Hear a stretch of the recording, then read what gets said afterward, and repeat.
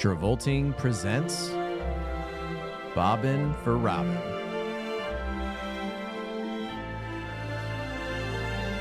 Hosted by Jeff Sweeney and Stuart Elmore.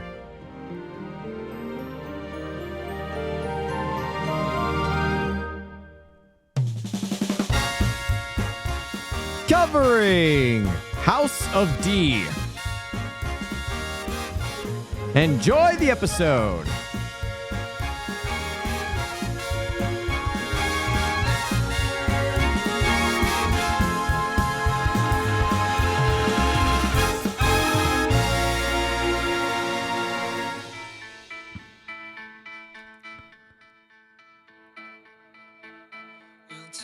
This is a vibe of the whole movie we're about to talk about. The whole movie. This entire movie is a big 1 hour and a half fucking long Grey's Anatomy episode with no goddamn plot. So, Stuart, I got one thing to say. What? House of D's Nuts. Thank you guys so much for listening to this episode covering House of D. What a story, We'll be back Mark. next week covering... I didn't know that. I just, you're telling me now for the first. We'll be back next week for our cracked episode on 2005's Robots. Yeah. Have a great week, folks. Thank you, as always, to Rebecca for the graphic design, Michael for the theme music. Please remember to rate, review, subscribe. No. Dead ass, do you want to do that? That would be a funny bit. Would be a funny bit. Stuart, there's this... Not this- 0 chance. There's this YouTube page called Lights Camera Jackson. Good. And it's like this. The original idea was it was like a kid who did movie reviews. Sorry, Miss Jackson. Yeah. Woo. Sorry. Yeah. Go ahead. He was like 12 or something, basically. Yeah. And he was just like, oh, I review. But then he like, Well, so you go back. I'm 12 and I'm going to review a movie. But then he like became an adult and kept it up. And he developed like a deeply surreal sense of humor. Mm-hmm. And there's like one episode where he's like, my mother always told me that if you can't say anything nice, don't say anything at all. And then he just sat there in silence for like 15 minutes for the rest of the review. Why? What? Because he couldn't say anything nice about the movie. So he didn't say anything at all. We should do that on this episode. Just release a silent episode. Well, you fucked up the bit, Jeff. What? The bit is you say that joke, Yeah. and then we just stay quiet the entire episode. But we've already Yeah, lost I've the already- bit. yeah. Lights, Camera, Jackson. He's only got like 3,000 subscribers. He's not very big. He's big amongst like the internet society. Anyway, so we're covering this week David Duchovny's House of D. Yep. Which is like a terrible title for this movie, IMO. This movie's like only tangentially about the House of D.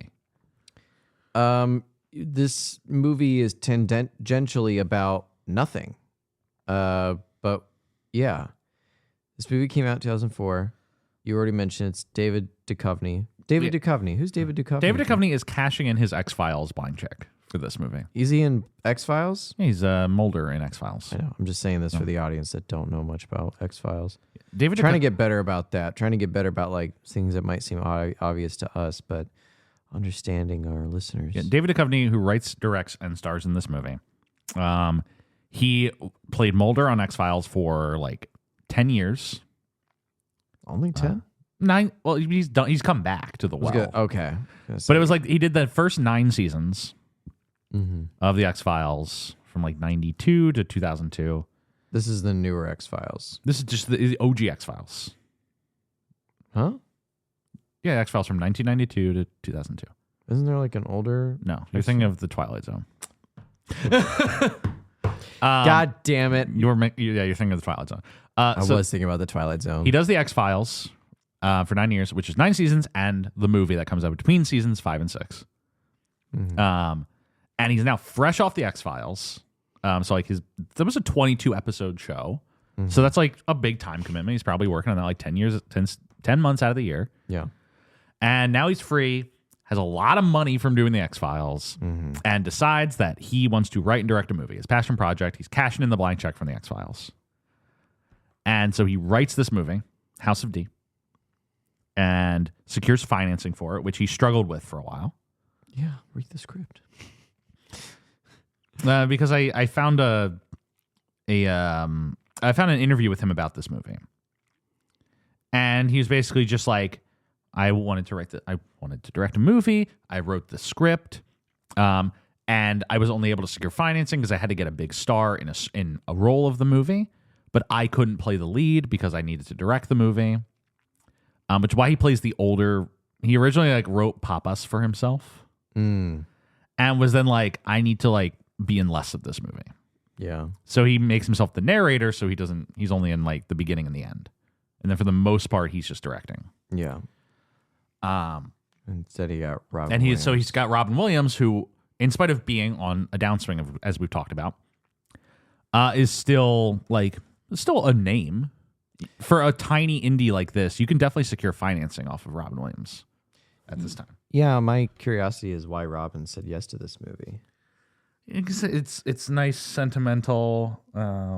Is it the mental handicap element of it, you think? I think it's a mix of this movie's sweet.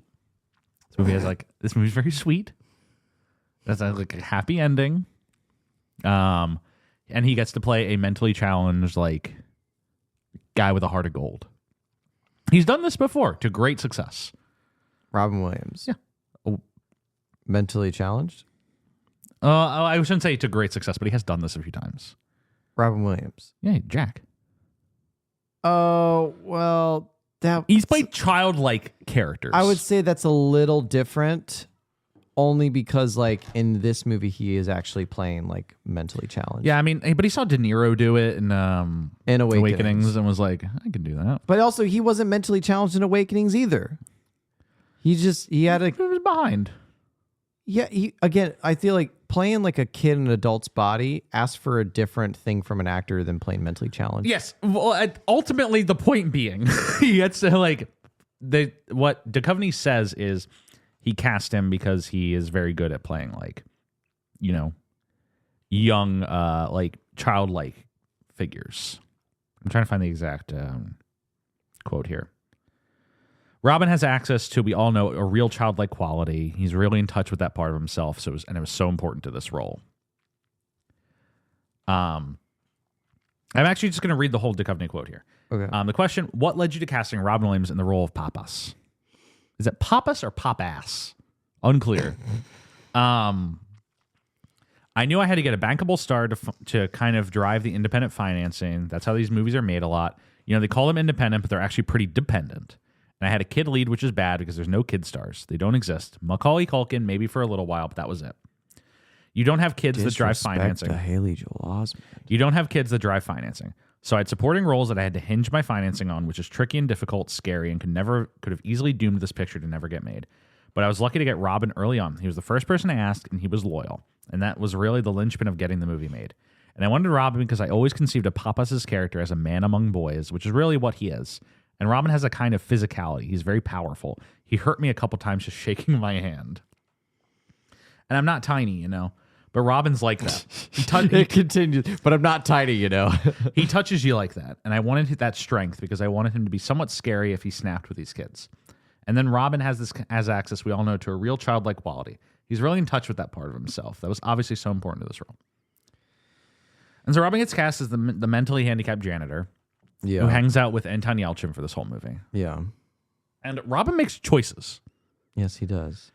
Um, Well, the biggest point I was going to say is we've seen this before with there's multiple actors where it was Forrest Gump is the main prescient moment of this. But where a lot of actors Lieutenant Diane Oscar. I can play mentally challenged. Yeah. I can do that. And then they do it, and they're like, "Oh no!" Yeah, maybe no. So when I saw Robin in this role, I did not know the context for his character, and then he comes on screen, and then the R word gets thrown around 80 times. I'm like, "Oh no!" Ooh.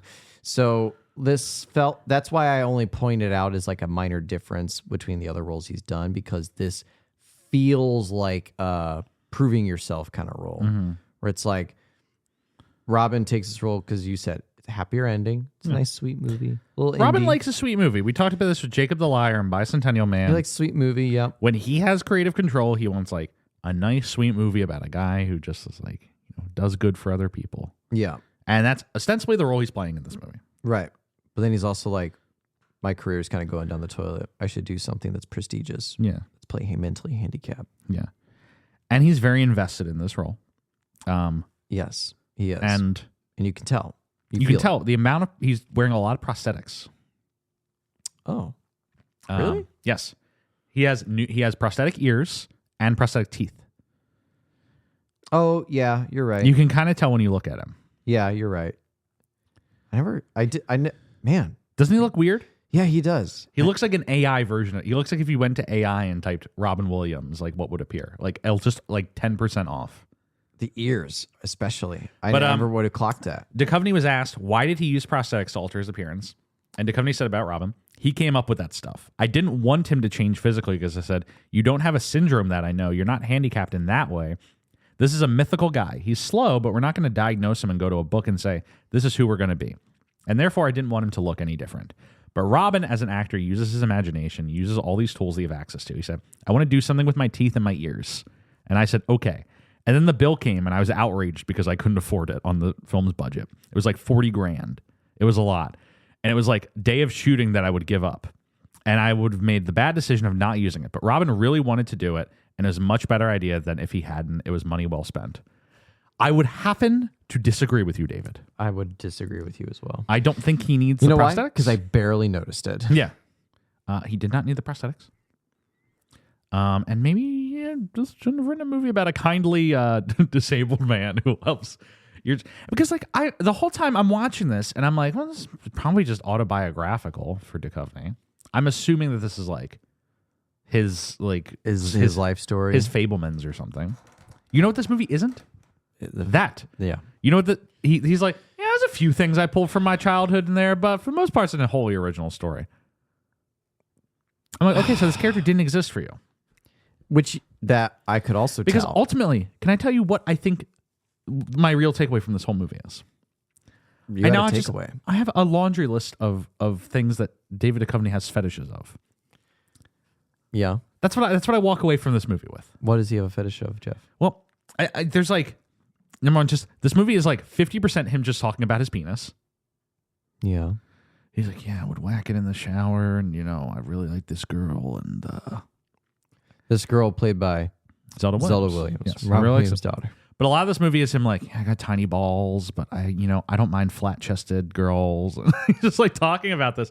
And then I'm like, something I clock is every single woman who Duchovny's character is attracted to in this movie, including his mother, played by Téa Leoni, who is Duchovny's real-life wife, is always smoking a cigarette. And there is a genuine phenomenon of smoking fetishes due to the oral fixation of it. And I'm watching this whole movie and I'm like, nobody else is smoking in this movie. Except for the three women who he is attracted to, who always have a cigarette. I'm just like, David. He's interested. Are you saying something? He's attracted to women smoking cigarettes. Yes. And weird. He puts his real life wife in the movie, always with a cigarette. He puts, and like it's set in the 60s, 70s. People were smoking a lot. Yeah, not like that's a thing. It's just like nobody else is smoking. But nobody else except for the women. It's his mother. It's his present day wife. Did you pick up on like a little bit of? And then it's the French woman at the store he works at. Yeah, and then I'm so glad you brought that up about the mother, because there was like a scene where he's in the shower and she comes in to use the restroom. Yeah, he says that was a real thing that happened to him. He grew up in a small apartment, and so like if you had to use the restroom and someone was in the shower, too bad, you went in. But he directs that scene, and Anton Yelchin's performance is dialed in a way where it doesn't feel great. Yeah, look, it's very Oedipus-y. Yeah. This movie. Yeah. This movie is very weird. This movie is very weird. And look, everybody's, sense of attraction is like kind of shaped by their parents in a way. And David, if you wanted to address that, you maybe should have like made that the point of the movie. But you're just kind of like... But you're just kind of dangling. Every time I'm trying to focus on the plot, I'm just like, I feel like I'm learning something else about David Duchovny's sex life that I didn't want to learn. right? Because, sorry, you mentioned the focus of this movie. And because he casts his real life wife as his mother in the movie. Yeah, and it makes it really weirder. And so because it's his real life wife, he is shooting her in glamorous ways. Yes. He wants her to look beautiful because he sees her as beautiful. But it just like kind of results in a movie where you're like, it's like very Fabelmans, but in a way that the Fabelmans is aware of what it's doing and making that part of the sauce. Yeah. This movie just you're just kind of watching it like, does boy want to bag his mom? Yeah. Well, what I was getting at was like, you mentioned like, you know, the movie, because the movie doesn't necessarily pay extra focus on it, we're left here thinking like, I don't feel so good because like, I'm not so sure that this is the point of the movie. And if this is just like an unintentional subconscious decision the director is doing here, which is why it feels uncomfortable. Yeah. If it were like a conscious decision of like making a point of it, then you're like, okay, I can understand you're trying to say something with this. But to that degree though, that's the whole movie. Yeah. The whole movie is scenes that aren't a focus of the movie. Yeah. Because what is the focus of the movie? Unclear. I don't know what this movie is about. It's a very like first screenplay. Yeah. Because like just to like, get right into it, the movie is about David Duchovny is like a deadbeat husband and father. He missed his son's birthday. He promised his son will go riding on a bike, and then he shows He's in up. Paris. His son's asleep. He's in Paris for reasons. Paris, France, just to make sure. Yeah, Paris, France, as opposed to Paris, Texas. Yeah. But he gets back to the house, and his French wife is like, "Sacre bleu, you are not here for your son's birthday. Croissant, don't make a baguette." He's like, "Escargot." Oh my God, he on X Games mode. She's like, "I get there, I come down with the baguette and the espresso for you, Napoleon." And comes down, and he's like, I'm just a kind of a shitty father. And she's like, "What happened? What is your story? Why do you not here?" And he's like, "Let me tell you my story." It all started when I was 13 years old. When I was 13 in Greenwich Village, New York. Like, wait, what?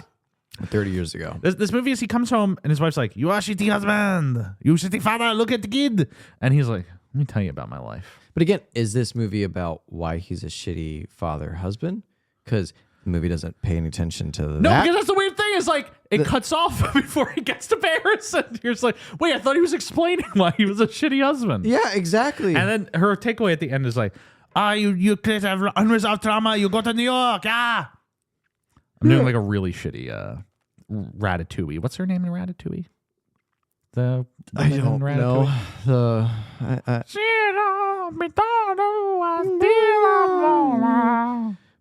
Prosciutto Parmesan.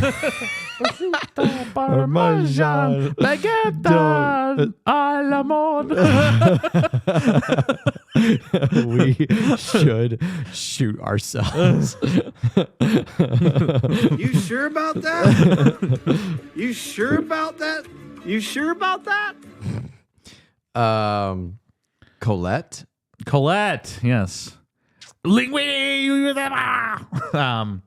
Ratatouille, good movie. Unlike that. So like, because yeah, you're right. Like the whole thing is like I'm trying to explain to you why this story 30 years ago when I was a 13-year-old in Greenwich Village, New York, which is why I'm a shitty husband and father.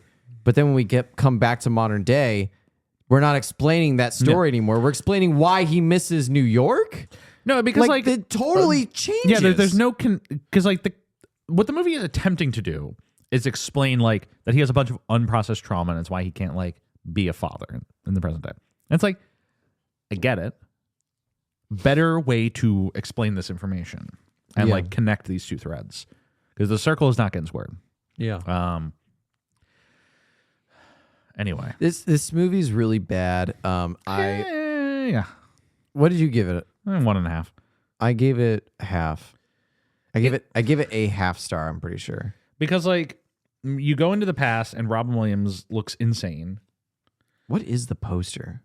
It's just they're two heads. What is this? It's like a chicken, but with a woman's head on it. Like, what are these feathers? What the hell is happening there? Paint strokes. I think it's paint strokes. But that's a chicken, right? I'm not no, crazy. I think it's just paint strokes. And then it's They're all Robin and Kim. and Anton Yelchin.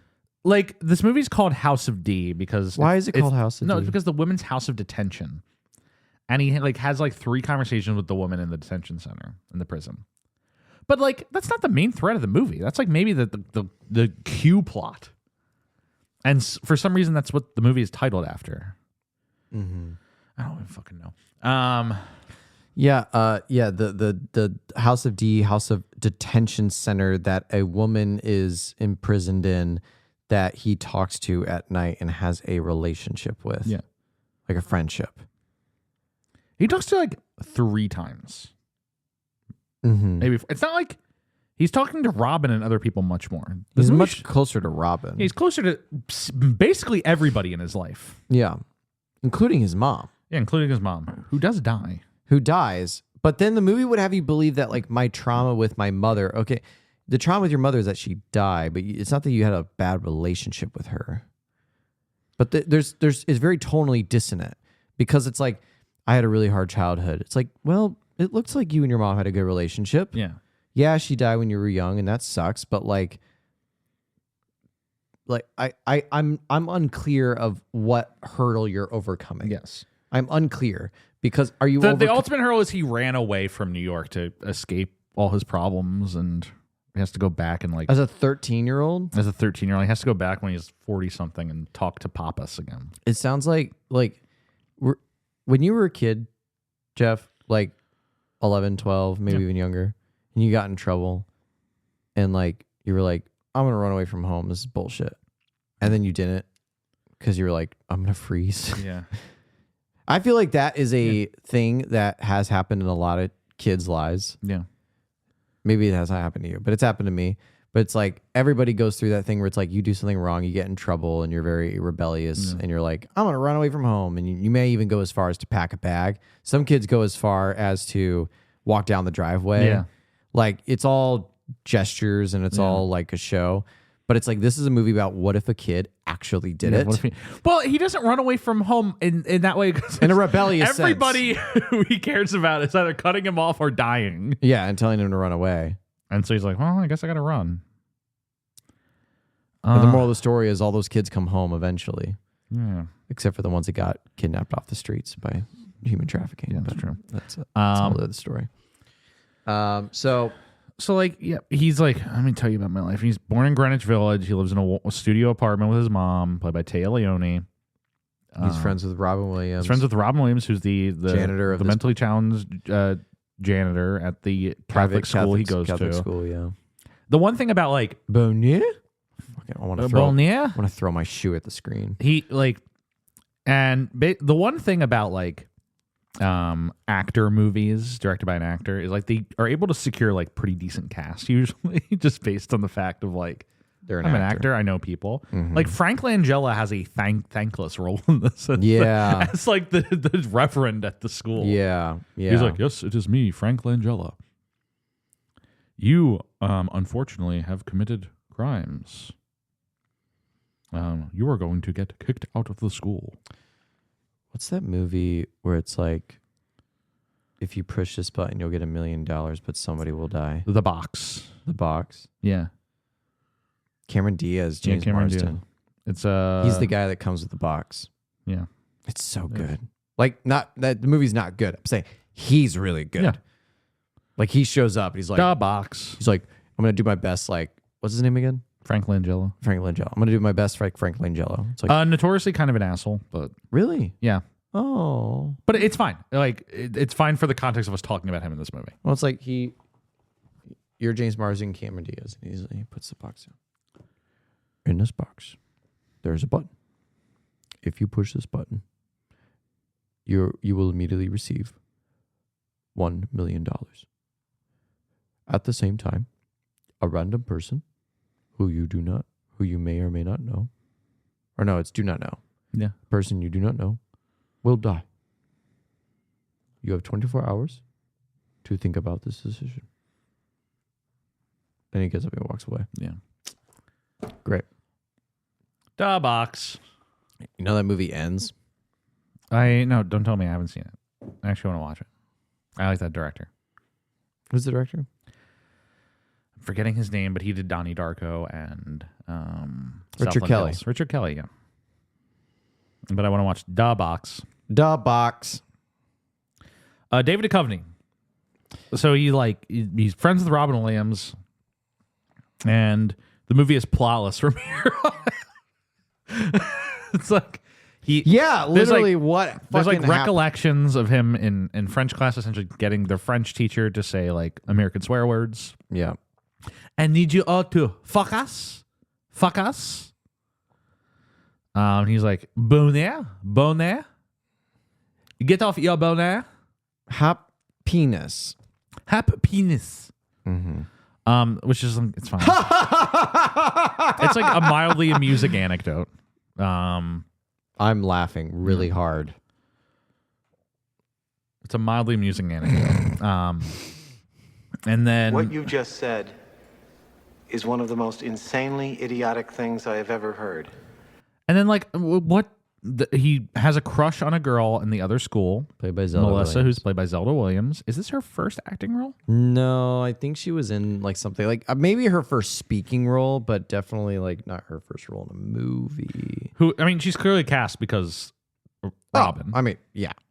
It's her second movie. She was in 9 months as little girl number 3 in ballet Right. class. This is her first like real movie. Yeah. And she's like not going to become like. Did I know that she voiced Kuvira in Legend of Korra? Did I know that? You probably didn't know that, right? Shocked. She does do a lot of voice acting. Right? She mainly has become a voice actor. Yeah. She's currently voicing Spitfire on Transformers Earthspark. That's cool. But she mostly voiced actor.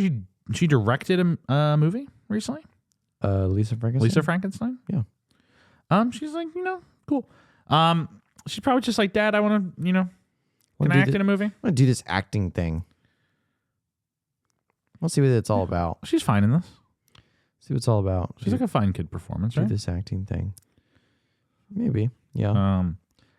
But he has a crush on her, and he's trying to figure out how to seduce her, and so he like gets into her apartment via his meat delivery job. And she lives in a fancy apartment, and he takes her to the dance. And his mom's like, you can't focus on girls. You need to focus on your future. I gave up everything for you. And if you don't like succeed, then I'm going to kill myself. And that's what happens. She kills herself with pills or has brain dead. Well, actually, she tries to kill herself with pills. She goes in a coma. She winds up brain dead, but she's still hooked up to the machine. She's still breathing functionally. The body is still alive. Yeah, but and then Anton Yelchin's like, and he rips the plug out of the wall. Anton Yelchin, quite good in this, I think. When's Anton Yelchin ever Good, back? a good kid performance. Yeah. Have you seen Green Room? I've not seen Green Room. Should watch Green Room. Great Anton Yelchin and Patrick Stewart. Is that his final performance? No, it's not. Oh, Anton Yelchin? Yeah. No, because Beyond was, I believe. He does 3 movies the year after. He does Thoroughbreds, Rememory, and We Don't Belong Here. Okay. Green Room is before Star Trek Beyond. Yeah. Green Room is the year before Star Trek Beyond. Star Trek Watch- Beyond is the movie he dies immediately, like before it comes out. Yeah. Which sucks. Watch Green Room. Watch Star Trek Beyond. I've seen Star Trek Beyond. Well, I'm just saying, like, to the listener at home. Watch Green Room. Anton Yelchin's great. The main draw, Patrick Stewart in that movie. Patrick Stewart's a neo-Nazi, right? He plays a neo-Nazi. It's me. I am a neo-Nazi. Fucking terrifying neo-Nazi, though. Yeah. It's like, he's scary. I don't want to talk about this movie. So he's friends with this one woman whose name is... We're talking about the prison lady? Yeah. He just calls her lady. Her real name's Bernadette. A lady! He's walking... No, what it is he's walking down the street, and he's like all sad, and there's a woman like leaning against a window who sees him and like yells down to him, and he talks to her for a minute. She's in the prison, the House of D, the House of Detention. Mm-hmm. And she gives him like life advice about talking to girls. And so he keeps coming back there for advice. Mm-hmm. And they develop like a little rapport. It's what the movie is named after, but it's like it's a tiny element. I don't think it's a major point. Yeah. Meanwhile, Pappas, who's Robin Williams' character, is getting upset with him because he's like neglecting their friendship to hang out with a girl. And so Robin like takes all of his coins to the Hudson River and throws them in and is like, I'm making a wish. And then he's all sad and he walks back and he steals a bike and loses his job because of it. And Anton Yelchin feels bad, so he confesses to Frank Langella, I stole the bike. He's trying to take the blame for it. And then Robin Williams is like, no, actually, I stole the bike, and he's just trying to cover for me. I'm Spartacus. Right. And then Yelchin loses. He gets kicked out of the school, right? That's what happens? I don't remember if he actually got kicked out of the school. Because that's ultimately what leads to Téa Leoni killing herself. Yeah, I guess so. She kills herself. He goes into possession of like his third cousin or something. And then he convinces Robin Williams to help him escape New York. Yeah. And fly to Paris to start a new life. Yeah, and because Robin Williams has to be with him at the airport to pretend to be his dad. So he can get a ticket to Paris. Robin Williams comes through for him. And then he leaves for Paris. And they cut back to present day. The mom is like, or the ex-wife or wife? Yeah, the French wife is like, oh, so that is why you were a piece of shit? She's like, escargot? Huh? She's like, escargot? What is That's how you say snail, and escargot is snail. It's a snail food, you know? Where you I don't. You suck it out of the shell. Gross. Would you eat one? Nope. I wouldn't either. Doesn't sound It really doesn't sound particularly appetizing. Anything with shells. I can't say that because I love crab and lobster. Escargot. Actually, you know what? I could maybe. Oh, wait. Do you eat? Is it the green shit you eat? You eat the whole thing, besides the shell. You don't eat the shell, but you suck it all out. Gross. Nope. Not for me. Not for me. But anyway, she's like, oh, so that is why you're a piece of shit? And he's like, yeah, that is why I'm a piece of shit. I should go back to New York to find her. Find who? The lady from the detention center. Right? That's the whole reason he goes back? Yeah, he goes back to New York to find her, and he does find her. She's living in an apartment now. Because the detention center, the House of D, is no longer there. It's now a park. Yeah. And she's always talking about how they don't have mirrors in the prison. Mm-hmm. And so he gifts her a mirror. Hmm. And he's like, I squared that circle. And then he finds Robin Williams, who's now old. Impressive old age makeup job. Yeah, it actually is pretty good old age makeup. It's quite good. He didn't want to spend the money on the prosthetics, but he spent the money on the old age makeup. And so he reconnects with Robin and then brings his family to New York and shows them where he grew up, and the family reconciles. Mm-hmm. That's basically it, right? Yep. That's the movie. There's a few... That's the House of D. He goes to a dance with Zelda Williams, and they kiss as a kid. It's maybe the best scene of the movie. Probably. Is like the dance. Probably. It's like a little romantic. It's like, yeah. It feels genuine. Yeah. Zelda Williams, actually pretty good. Zelda Williams, pretty good. There's the one Nixon scene that I liked. Which you know, oh, yes. I knew about it, and I texted you. I was like, there's going to be a moment where this movie speaks to your soul. He's like, my mom was always depressed, so I would do Richard Nixon impressions to entertain her. He's like, I'm not a crook. And I immediately thought of you. You did think of me. We're a little tired. Ladies and gentlemen, I am not a crook. Stuart, do you know, I brought this up many times where he did the I'm not a crook speech app. I've done this on the show before. He did it at Walt Disney World. Yes. It's very funny. I think about him in the contemporary, but I'm not a crook, and like being 50 feet away essentially from Buzz Lightyear Astro Blasters. No, it was before that time, but yeah. Yeah, I mean that's House of D. Because it's like a lot. It's a movie that refuses to be watched. Basically, like you're watching it, and it's just like it's like functionally like you're looking at a gray screen. Yeah, just nothing absorbs into your eyes and vicariously into your brain. Because there's no central focus of the movie. There's nothing that the movie is like keeping you hooked in with. Because with The Boy, with Anton Yelchin, you're just like watching him go about his everyday life, essentially. There's no like sense. Maybe it's the fact that he doesn't dance, but even then, that's kind of like nothing. If it's the lady, yeah, but that's only like 2 scenes in the movie. If it's like he has a crush, great, but the movie doesn't like pick on anything up from that after the dance. If it's his mom, okay, but then we don't spend much time with the mom outside of the apartment. If it's his like sexual proclivities, like you know what I mean? Like the movie doesn't pick a lane. And so the entire movie, I'm just like kind of phasing in and out of consciousness. Yeah, very much so. So I didn't remember much of anything in this movie, and I gave it a 0.5 star on Letterboxd. It was really It's bad. not very good. Robin, performance wise, little dicey. A little dicey. It's dicey. It's once again, it's just like a too treacly Robin performance. Yeah, you know, like there's like one scene that I thought it was actually going to be pretty good, and it's the very end where he's like, you know, he's dropped a lot of the ticks when he's playing the old man version of himself. Well, he says like, you know, I'm not, and he says like the R word anymore. He's like, oh, you're not? It's like, no, because like a few years ago, they started calling me mentally challenged. So now I'm not the R word anymore. Now I'm mentally challenged.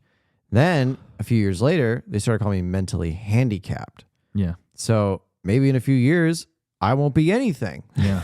Like, and it was like that one bit with Robin's performance. I thought like, okay, like No, I think he's doing something. he's with that. much better when he's playing the old man because he's just being like kind of like a genuine performance. Yeah. When he's playing the young papas, he's like doing like things. too many things. Yeah. Too quirky. Yeah.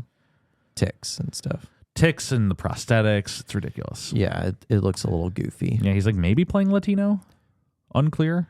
Oh, because his dad's Mark Mogulis. Yeah, And he like seems like he has a little bronzer on, but maybe. I don't know. Unclear. Unclear. And the movie also doesn't like justify why this older man is hanging out with a little boy. Yeah. As much as you might be like, well, he's mentally handicapped and the boy likes him, so they have a good relationship. It's like, it's not enough. I need a little bit more to not feel creeped out by this. Because it's still a little, because he plays baseball with them. Yeah. And it's like any school staff that would see their janitor playing with the kids on the playground would be like, Yeah. I mean, it's the 70s, so maybe not. Mm-hmm. I don't know. But also, I don't care enough to ask any of these questions. Yeah. Because the movie doesn't ask me to This care. movie's nonsensical. Sorry, David. No disrespect. Maybe a little bit. I'm just kidding. He directed another movie 20 years later. Was it anything? I don't know. I don't think so. I seen think I looked it up and it got worse ratings. I mean, you never want to see a director just like... You never want to see a movie fail. You never want to see a movie fail, but they do. Reverse the Curse. It got like decent 2023. reviews. Like middle of the road reviews. Logan Marshall Green's in it. Someone else is in it too, you know. When are you gonna say it? Well, they're best friends in real life. But really? Yeah. The guy we're talking about in David? Yeah. Or the guy we're talking about in... we're talking about in David. And Logan. David. Okay. Yes. Where are they friends from? Life. Interesting. Living in Los Angeles. I might have a thing off air. I might have a thing to talk about off air about it, but anyway. Yeah, this movie was bad. It was hard to pay attention. Jeff, you watched it this morning off of like 3 hours of sleep and a hangover. I'm exhausted. I fed you food. You did. You had to feed me. You came to my doorstep just like a shell. A dried, shriveled up worm. Yeah. Like, I need food Yeah. and water and care and love. Yes, please. You're gonna water me so I will grow. Give you some soil. Give me some soil. Give me a little pat. A little bit of brisket. Some mulch. All right. I think that's about all we got to say about this movie, right? Yep. I got no other thoughts. Yeah, not like our most in-depth episode ever, because the movie is not very deep. Yeah, it isn't that deep. Because even bad movies we can have a good conversation about. But this movie's just like so milquetoast, so bad, and so just like not interesting. Yeah. Like if you're gonna All make those things. if you're gonna make a boring, like sad, like nothing movie, at least make it interesting. Yeah. Throw like Make it weird. Throw like one scene that like makes it weird. Yeah, throw something weird in. Throw like a scene where he like, I don't know, fucking talks to Pappas about how hot his mom is. I don't know. I'm just trying to think of something that would be like, Yeah, give me something weird. See, like, do you see that scene where like there's no like scene where you're like, did you see that? it's like this movie's so boring until this happens. Yeah. And it's like nothing in this movie does that. You need to have one thing. Yeah. The movie doesn't have one thing. Thank you all so much for thank you for listening. If you like this episode, I don't know why you would, but please remember to rate, review, comment, like, subscribe for a platform you're listening on, of which we're on many.